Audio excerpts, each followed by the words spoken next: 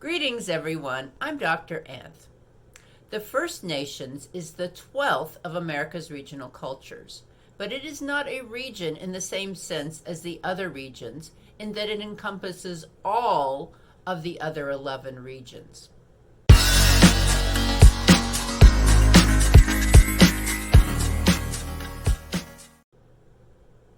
As should be clear by now, every part of the United States and the island territories was settled thousands of years before anyone from Europe showed up to claim a specific region.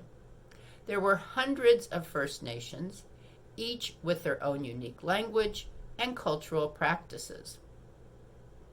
Some First Nations were foragers, some grew crops, some did both at different times of the year.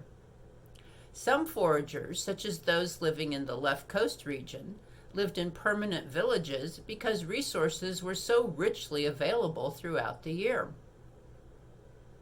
Other foragers, such as those living in the Far West region, traveled frequently as resources were scarce and widely dispersed.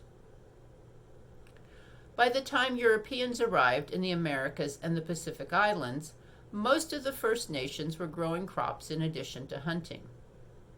The islanders of the Pacific raised pigs. Roast pig is the delicious main course at a luau. The First Nations had a wide variety of spiritual beliefs and ways in which they organized society. Far too many to discuss in a brief video. Many European immigrants in Yankeedom and the Midlands actually preferred to live with First Nation groups in their regions. They left behind their Euro-American culture and became members of a First Nation. This was particularly true for women who found more freedom in the First Nation societies east of the Mississippi River.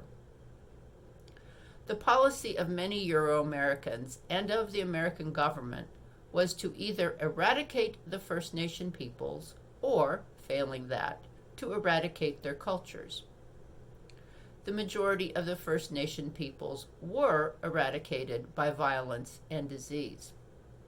Those who survived were mostly forced off their lands into land considered undesirable and worthless to white men. However, white men always found a way to either take those territories away or to control the major resources in those territories. But it was not enough to disrupt societies and make it difficult to provide for the basic needs of First Nations individuals. The Indian must be taken out of the Indian. Richard Henry Pratt, who founded the Carlisle Indian School, said in 1892, quote, "A great general has said that the only good Indian is a dead one. In a sense, I agree with the sentiment, but only in this, that all of the Indian there is in the race should be dead." His motto became, "Kill the Indian, save the man." Indian schools began being established in the mid-19th century.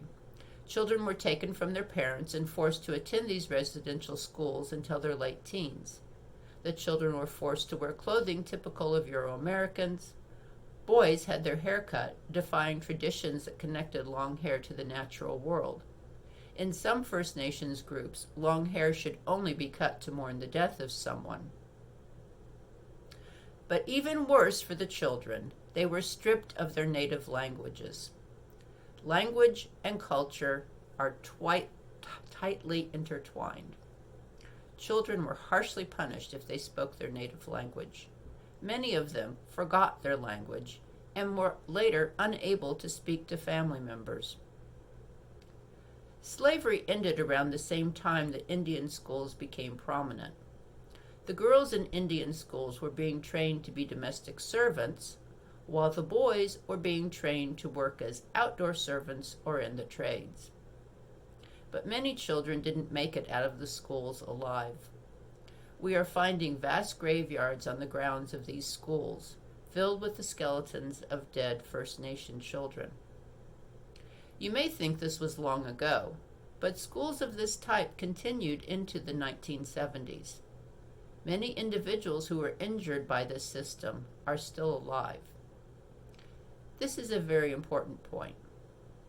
First Nations people are still present in the United States and all its territories. The First Nations have resisted all attempts at eradication and are making efforts to keep their languages and cultures alive. If you are in the United States or its territories, wherever you are, individuals of the First Nations walked there hundreds or thousands of years ago. Many individuals of the First Nations still live there, demonstrating strength, resilience, and resistance.